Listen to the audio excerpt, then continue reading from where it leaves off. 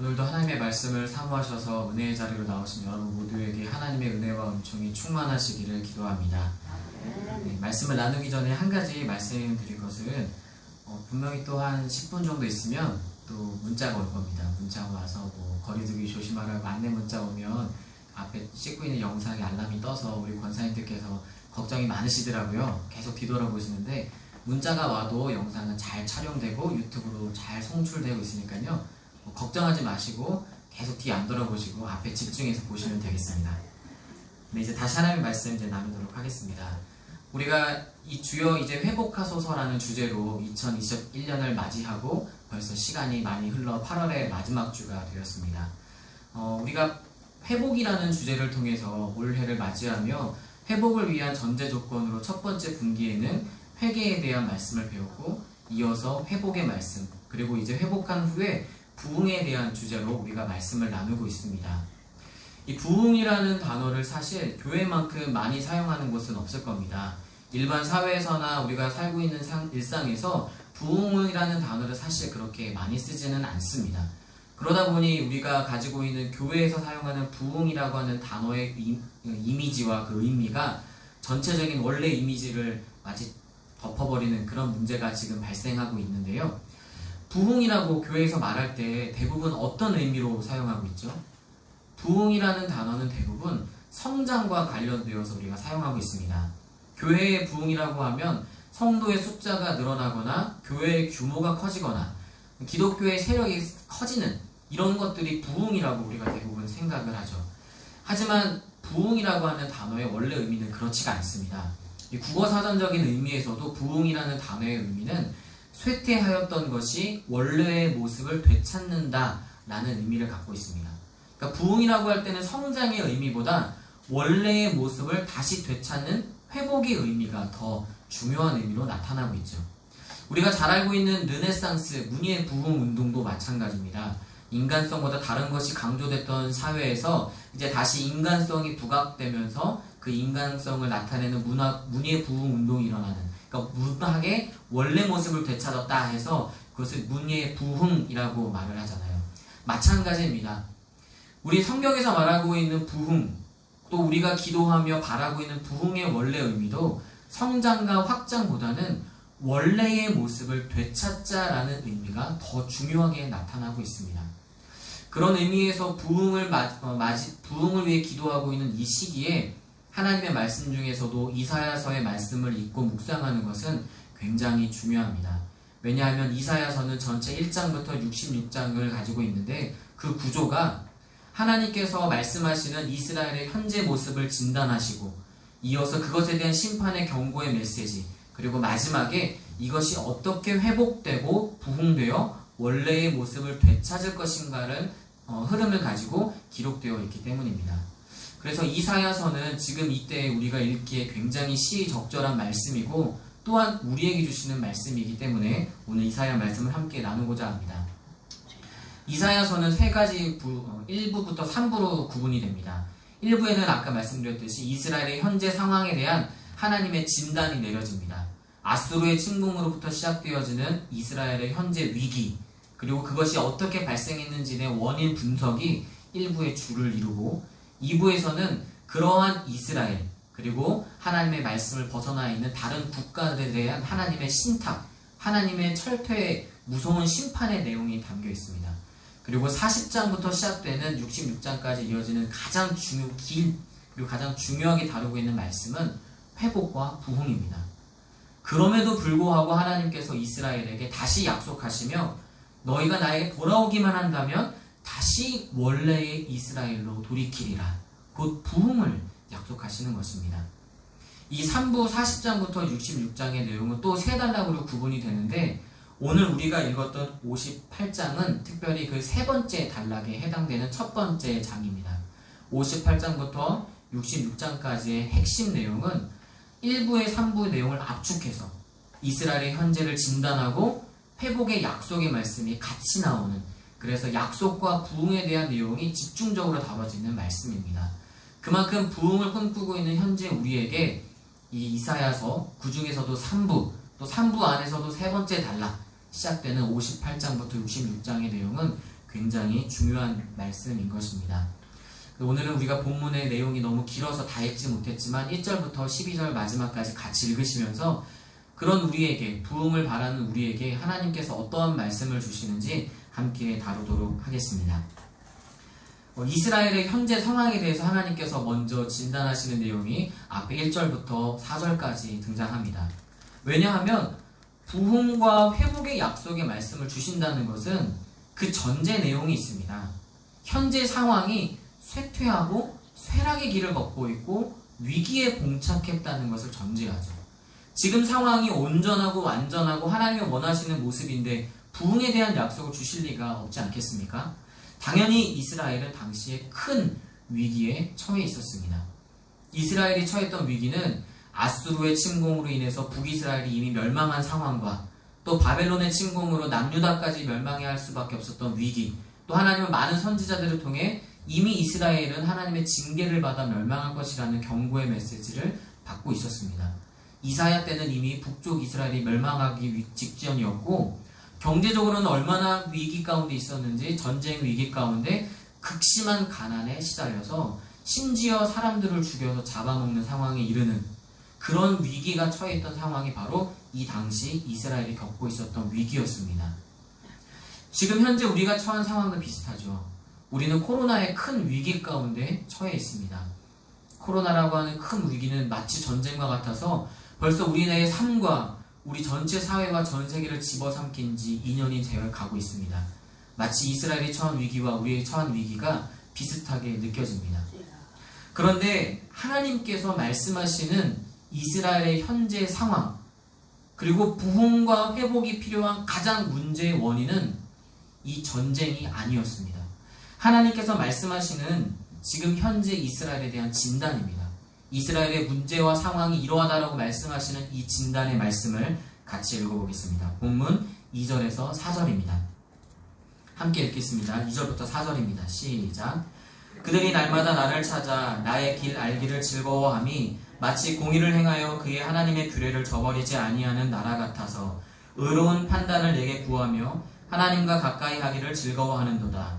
우리가 금식하되 어찌하여 주께서 보지 아니하시오며 우리가 마음을 괴롭게 하되 어찌하여 주께서 알아주지 아니하시나이까. 보라, 너희가 금식하는 날에 오락을 구하며 온갖 일을 시키는도다. 보라, 너희가 금식하면서 논쟁하며 다투며 악한 주먹으로 치는도다. 너희가 오늘 금식하는 것은 너희의 목소리를 상달하게 하려는 것이 아니니라. 개역 개정으로 읽다 보니까 사실 너무 내용이 어렵습니다. 하나님께서 어떤 진단을 내리시는지 잘 와닿지도 않고 너무 부드럽게 기록되고 있어서 하나님의 심정이 정확히 느껴지지 않지만 이 원어의 의미를 더욱더 살리고 또 시적 운율을 살려서 번역한 공동 번역을 읽어보면 하나님께서 얼마나 큰 진노 가운데 지금 이스라엘을 진단하고 계시는지 느껴집니다. 제가 공동 번역으로 방금 읽으셨던 2절부터 4절의 내용을 읽어드리겠습니다. 그들은 나를 날마다 찾으며 나의 뜻을 몹시도 알고 싶다면서 마치 옳은 일을 해온 백성이기나 하듯이 자기 신의 법을 어기지 않은 백성이기나 하듯이 무엇이 옳은 법인지 나에게 묻고 하나님께 가까이 나가고 싶다면서 한다는 소리는 당신께서 도와주시지 않는데 단식은 무엇 때문에 해야 합니까? 당신께서 알아주시지 않는데 고행은 무엇 때문에 해야 합니까? 그러면서 단식에만 되면 돈벌이에 눈을 밝히고 일꾼들에게 마구 일을 시키는구나. 그렇다. 단식하는 것들이 시비나 하고 싸움이나 하고 가지지 못한 자들을 주먹으로 치다니 될 말이냐. 오늘 이따위 단식은 집어치워라. 너희 호소가 하늘에 들릴 리 없다. 공동번역으로 들으시니 하나님의 심정이 더 느껴지시죠? 하나님께서 지금 이스라엘이 위기, 그들의 쇠퇴와 쇠락을 진단하시면서 진노와 분노 가운데 지금 현 상황에 대해서 묘사하고 계십니다. 그런데 중요한 것은 하나님께서 말씀하시는 지금 이스라엘의 위기의 원인, 그들이 지금 쇠락과 쇠퇴의 길을 겪고 나라가 멸망할 위기에 있는 가장 큰 원인을 무엇이라고 말씀하십니까? 전쟁이었나요? 외세의 침략이라고 말씀하실까요? 경제적 위기입니까? 그렇지 않습니다. 하나님이 말씀하시는 이 모든 쇠락과 쇠퇴의 원인은 2절부터 4절에 기록되고 있듯이 그들의 위선이었습니다. 거짓과 표리부동. 한쪽으로는 금식을 하며 철저하게 신앙생활을 하는 듯 보이나 한쪽에서는 어떻게 하고 있다고 말합니까? 주먹질을 한다. 악한 주먹을 일삼는다는 것은 정말로 때렸다는 의미입니다. 그런데 때리는 대상이 약자들, 노동자들이라는 것이죠. 너희는 금식하며 나를 지키고 있다고 하지만 한편으로는 누군가에게 고된 노역을 하며 지금 이윤을 착취하고 있다는 것입니다. 금식을 하고 있지만 동시에 오락을 즐겨하며 쾌락을 쫓고 있다는 것이죠. 금식하며 경건생활을 하는 듯 보이나 한편으로는 밥벌이에 쫓겨 돈을 쫓고 있다라고 말씀하시는 것입니다. 그렇습니다. 하나님께서 지금 이스라엘을 바라보시며 너희가 지금 쇠락하고 쇠퇴한 가장 큰 원인은 전쟁의 위기와 경제적 곤란이 아니라 바로 거짓, 하나님을 기만하고 있는 위선, 거룩한 척 착각하고 살아가고 있는 표리부동이라고 하나님께서 말씀하고 계시는 것입니다. 그렇습니다. 하나님이 지금 이사야 58장을 통해 회복의 말씀과 부흥의 약속을 주시기 전에 현 우리의 상태를 진단하시는 그 모든 쇠락의 원인은 결국 거짓, 이중적인 삶이라고 하나님 말씀하고 계시는 것입니다. 하나님께서 말씀하시는 이런 이중적 삶에 대한 경고의 메시지는 이사야 58장뿐만이 아니라 회복의 약속을 다루고 있는 58장과 66장의 전체 모두 동일하게 나오는 패턴입니다. 모든 것의 원인은 거짓에 있다. 이중적인 삶에 있다라고 하나님께서 말씀하시는 것이죠. 그런데 여러분, 이스라엘을 향한 하나님의 이 경고의 메시지이며 모든 것의 원인이 거짓이라고 말씀하신 하나님의 이 진단인 비단, 구약, 몇천 년 전에 있었던 이스라엘을 향한 경고이실까요?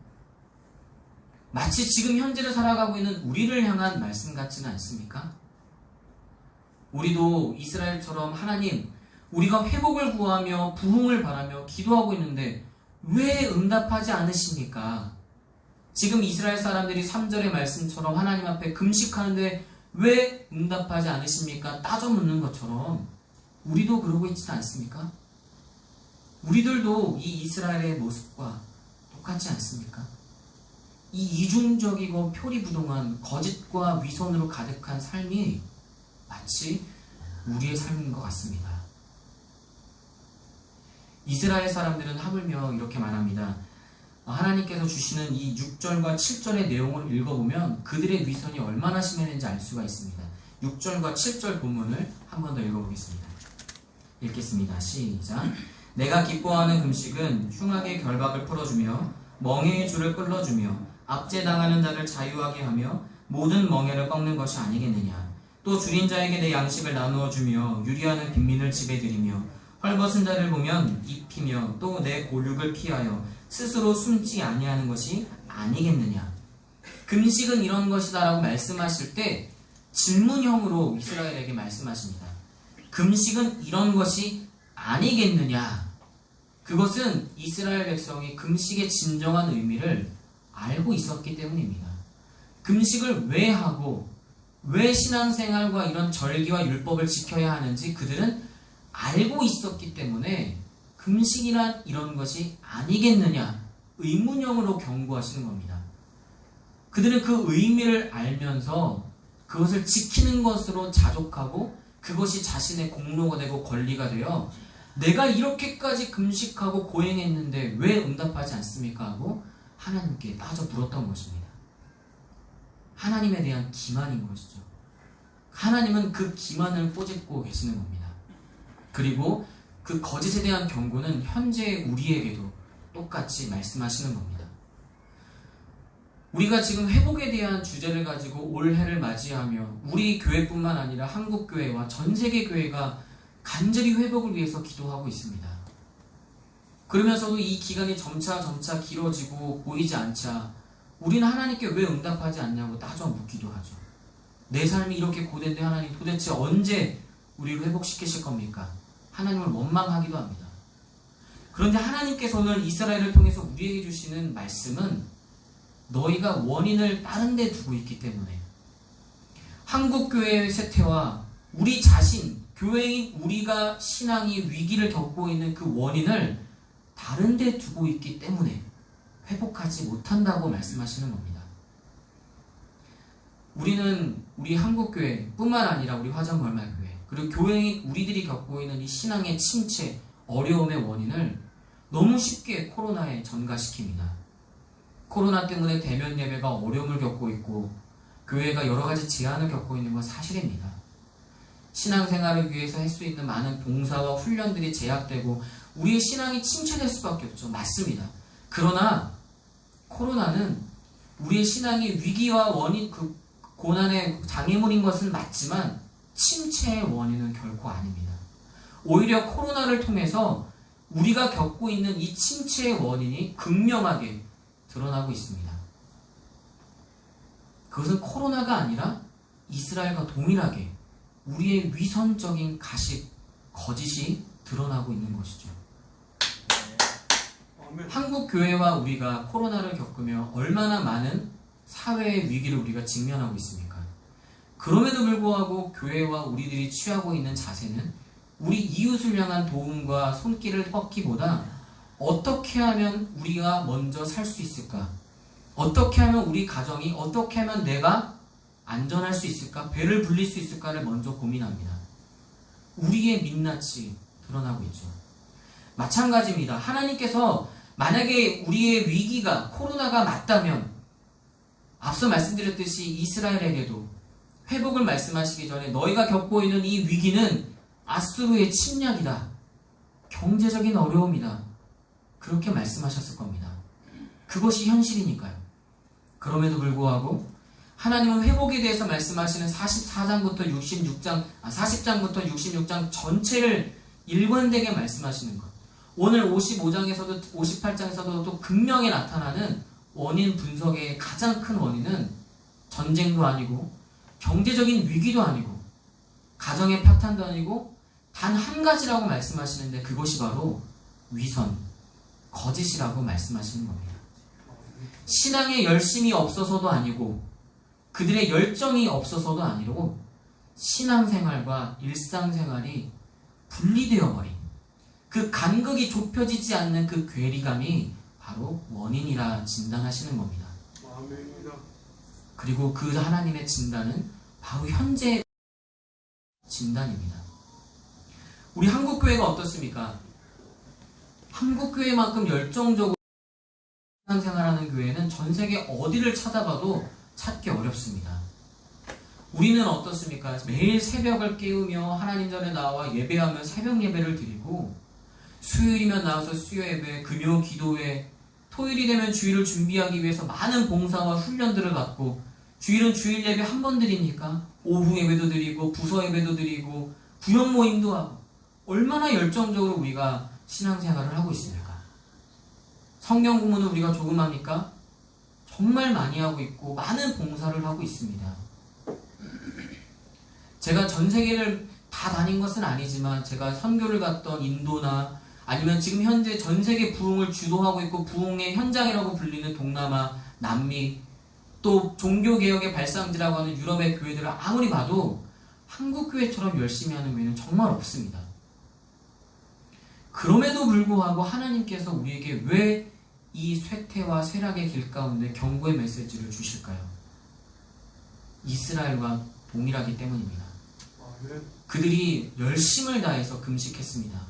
대속죄일의 금식뿐만 아니라 날을 정해서 특별 금식을 하고 월삭 금식을 하고 율법의 말씀을 더욱더 자세하게 해석해서 10의 1조를 지키기 위해서 그 가루 하나하나까지 따져서 하나님 앞에 드리고 절기를 지키고 말씀을 지키고 외웠습니다. 1절에서 말하고 있는 그들이 말하는 여호와를 향한 즐거움은 정말 하나님을 즐거워했다는 겁니다. 근데 문제는 하나님을 즐거워했다기보다 그런 종교적 행위 자체를 즐거워했다는 거죠.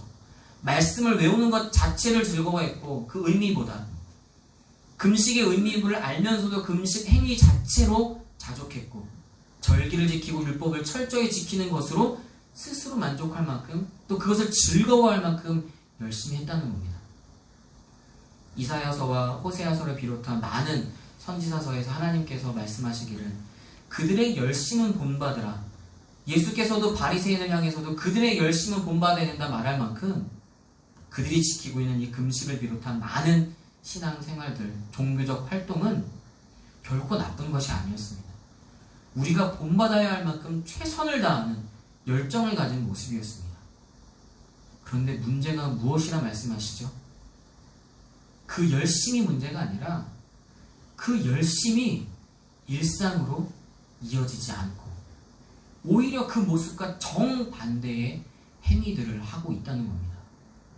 우리가 방금 읽었던 6절과 7절을 읽어보면 금식은 무엇이라고 하나님 말씀하시냐면 금식은 흉악의 결박을 풀어 멍에의 줄을 끌어주고 압제당하는 자에게 자유를 주고 멍에를 미치고 있는 이의 그 멍에를 꺾어주는 것이 금식이라고 하나님 말씀하십니다.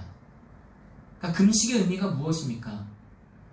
금식은 마치 내가 단식 투쟁하듯이 하나님 앞에 단식하고 고행했으니 내가 이렇게 열심히 했으니 나는 이제 축복받을 권리가 있습니다. 하나님 축복해주세요 라는 그런 당위성을 얻기 위한 활동이 아닙니다. 금식은 우리가 읽었던 6절 7절의 말씀처럼 금식을 하며 내가 그 줄인 배를 느끼며 내가 이렇게 배가 고플 때 얼마나 비겁할 수 있는지를 직면하라는 겁니다. 내가 내 배를 채우기 위해서 얼마나 위선적이고 비겁할 수 있는지를 직면하며 회개하라는 것이죠. 자신의 죄인됨을 철저히 느끼고 회개하기 위해 금식하라는 겁니다.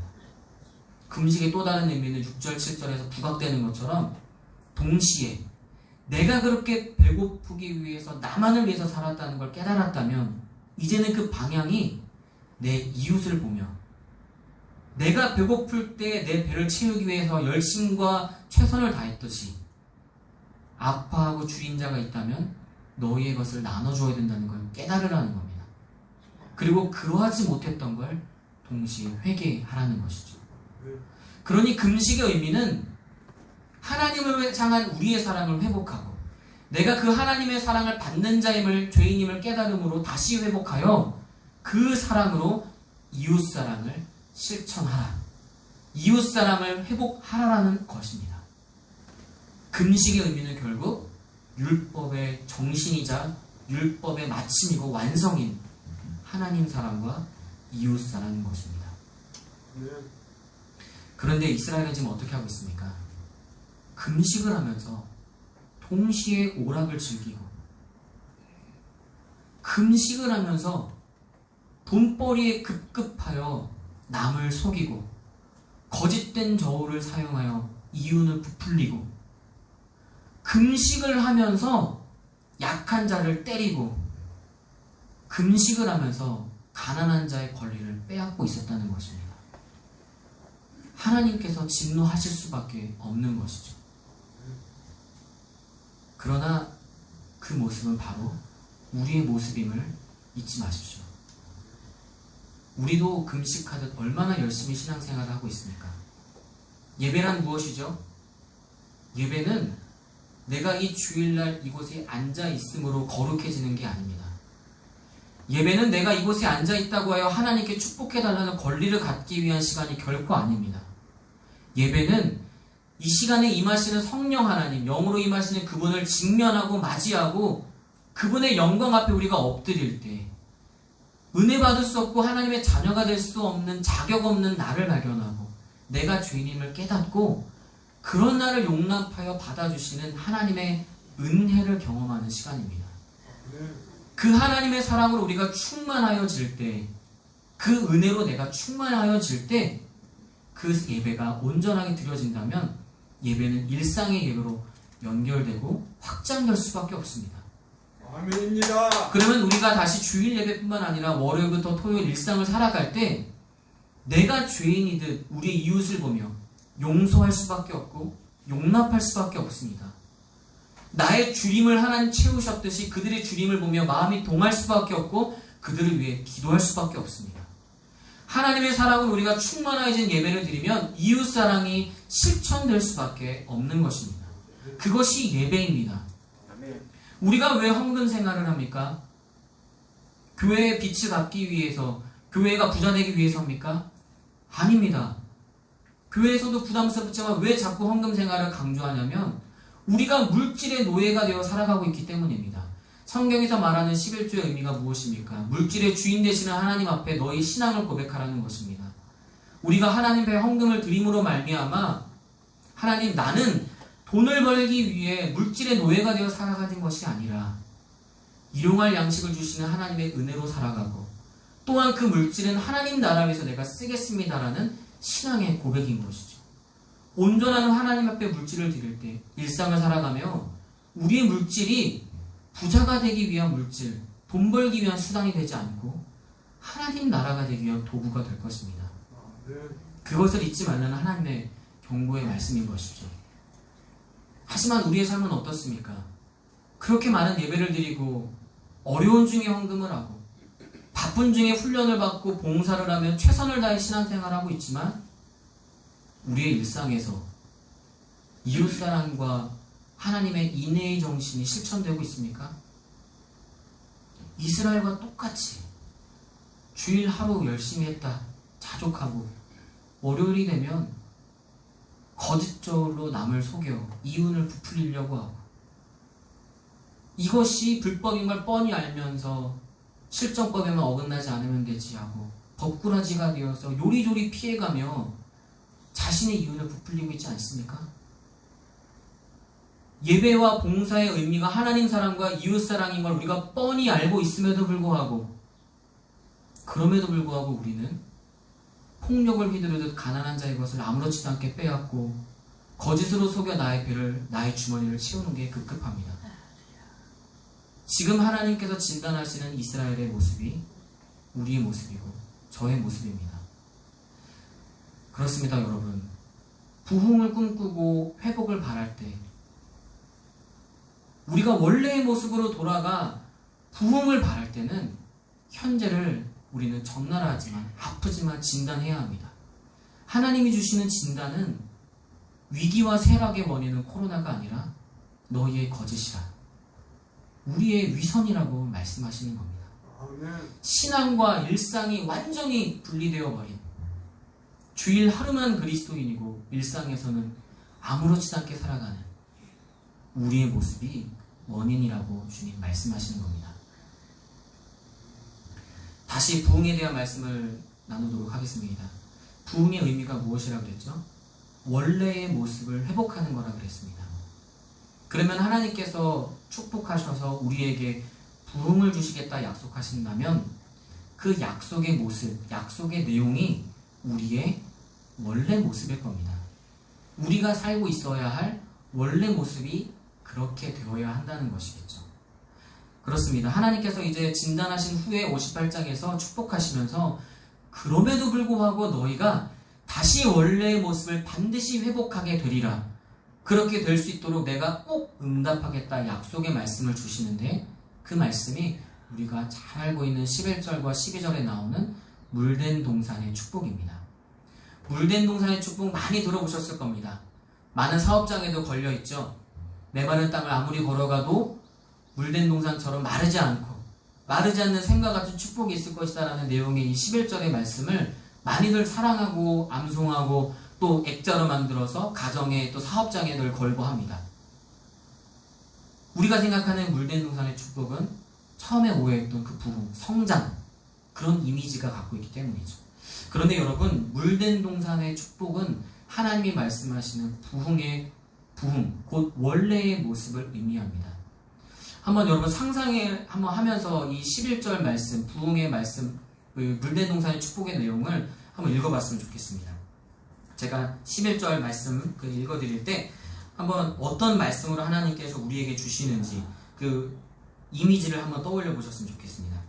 여호와가 너를 항상 인도하여 메마른 곳에서도 내 영혼을 만족하게 하며 내 뼈를 견고하게 하리니 너는 물된 동산 같겠고 물이 끊어지지 아니하는 샘 같을 것이다. 상상을 해보면 이런 이미지죠. 하나의 완만한 동산이 있어서 사람들이 참 쉬기 좋은 동산이 있고 앞에는 푸른 초장이 펼쳐지고 냇물과 물가가 이렇게 흘러가며 생명이 충만한 그림, 푸르른 녹음이 우거져 있고 그늘이 있어서 그것에서 누워서 편히 쉬고 있는 모습들, 그런 이미지가 떠오르실 겁니다. 그렇죠, 맞습니다. 시편 23편에서 말하고 있는 푸른 초장처럼 쉴만한 물가처럼 물된 동산은 바로 그런 곳입니다. 그런데 이 물된 동산의 축복의 내용을 보면 동산 자체에게만 축복이 아닙니다. 동산이라고 하는 공간이 갖고 있는 그 이미지가 중요합니다. 동산 혼자 있는 게 아니죠. 하나님의 물된 동산, 물가가 있는 동산이 있기 때문에 그곳에 꽃이 피고 나무가 자라고 풀이 자랄 수 있는 겁니다. 그렇게 함께 어울리며 푸르름과 생명이 충만한 동산을 이루게 됩니다. 그러면 그곳에는 또 동식물들이 깃들고 곤충이 깃들어 함께 뛰놀는 생명으로 가득한 낙원의 모습을 갖게 되는 것이죠. 그러니 여기서 말하고 있는 물된 동산의 축복은 하나님께서 복을 끊임없이 마르지 않도록 주셔서 내가 부자가 되고 성장한다가 아니라 생명을 끊임없이 우리에게 공급하시고 우린 또 그 생명을 또 줄인 자, 메마른 자에게 흘려보내서 더불어 함께 동산의 동물과 식물들이 생명으로 충만해지듯 우리가 살아가고 있는 상황과 가정과 직장과 일터와 모든 것들이 생명으로 충만해지는 상태, 그 상태로 만들겠다라는 약속인 것입니다. 그리고 그 상태가 우리의 원래의 모습, 곧 부흥이라는 것입니다. 그렇습니다. 하나님께서 일관되게 이스라엘을 진단하실 때도 쇠퇴의 원인은 위선과 거짓, 나밖에 모르는 모습이라 말씀하시고 이제 너희가 회복해야 될 원래 모습도 함께 더불어 사랑으로 충만하고 생명으로 푸르름이 가득한 물된 동산처럼 생명이 가득한 삶이다 라고 하나님은 일관되게 우리에게 말씀하시는 것입니다. 마치 금식은 이런 것이다 말씀하시는 6절과 7절의 내용, 금식으로 통해서 줄인 자들이 배를 불리고 억압당하는 자들이 자유를 누리고 멍에를 지던 이에 그 멍에가 꺾이는 것 같은 그 해방과 자유, 생명이 이 물된 동산에서 충만하게 일어나는 것이죠. 그렇습니다. 결국 하나님께서 말씀하시는 우리의 원래의 모습은 하나님께서 금식과 예배와 모든 것에서 그 의미를 담아내셨던 것처럼 하나님 사랑과 이웃 사랑인 것입니다. 부흥이란 결국 성장, 세력의 확장이 아니라 하나님 사랑이 우리에게 충만하여 그 사랑을 이웃 사랑으로 실현해내는 것. 그렇게 사랑과 생명으로 충만한 삶이 부흥, 곧 우리의 원래의 모습인 것입니다. 아멘. 사랑하는 성도 여러분, 부흥을 우리가 꿈꾸고 있습니다. 그러면 우리는 어떤 나라를 꿈꿔야 할까요? 하나님 나라를 소망해야 합니다. 하나님이 약속하셨던 그 축복, 부흥, 곧 하나님의 나라는 어떤 나라입니까?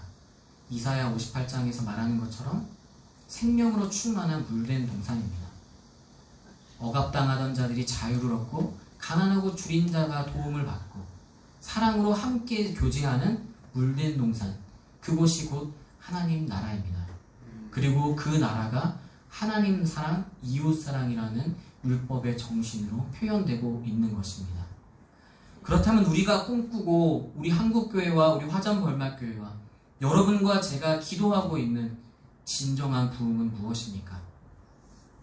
하나님 사랑과 이웃 사랑을 실천하는 삶입니다. 하지만 우리가 이렇게 생각할 수 있습니다. 지금 내가 이렇게 힘든데, 나도 지금 이렇게 경제적으로 곤란한데 가난한 자를 돌보라는 것이 무슨 말인가?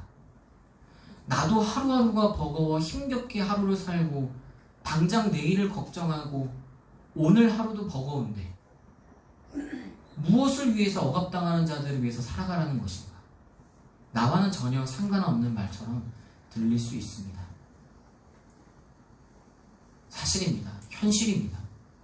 그런데 여러분, 하나님께서 이 말씀을 하고 있는 이스라엘의 현재 상황을 다시 기억해 보십시오. 그들 또한 전쟁의 위기 앞에 이미 북이스라엘이 침략당해 무너지고 있었고 적군이 그들을 에워싸 먹을 것이 없어 자녀를 죽여 먹었던 그런 현실이었고 가진 자들이 가난한 자들을 빼앗고 유린하는 것이 일상인 삶이었습니다. 그런 상황에서 하나님은 동일하게 그럼에도 불구하고 너희가 이웃사랑, 하나님 사랑과 이웃사랑을 실천하고 인애의 정신을 실현한다면 이 위기를 극복하고 원래의 모습을 갖게 될 것이다 말씀하십니다. 상황을 초월하는 정신이라는 것입니다. 우리도 마찬가지입니다. 우리가 아무리 바쁘고 아무리 어렵고 아무리 가난하고 힘들어도 하나님 사랑과 이웃 사랑은 우리의 원래의 모습입니다. 이유가 필요하지 않습니다.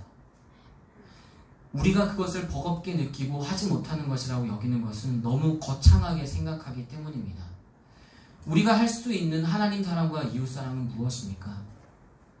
우리가 이 예배를 통해 받았던 하나님의 은혜와 사랑을 기억하고 우리의 일상에서 그것을 작지만 소소하지만 하나씩 실천하는 것에서 이웃사랑이 실천되는 겁니다. 물된 동산과 같은 하나님 나라를 만들어야 할 그 하나님의 부흥이 필요한 곳은 대한민국 전체, 전 세계에도 맞지만 가장 먼저 우리의 가정입니다. 예배를 드리고 신앙생활하고 있는 우리가 가정에 돌아가서 이스라엘 사람들과 똑같이 하나님의 은혜를 받았노라 말해놓고는 집에 가서 분노 가운데 부부가 싸우고 험한 말을 주고받고 내가 남편이라고 남자라고 아버지라고 가부장적으로 자녀들에게 배우자에게 폭력을 휘두른다면 그것이 어떻게 하나님 나라가 되겠습니까?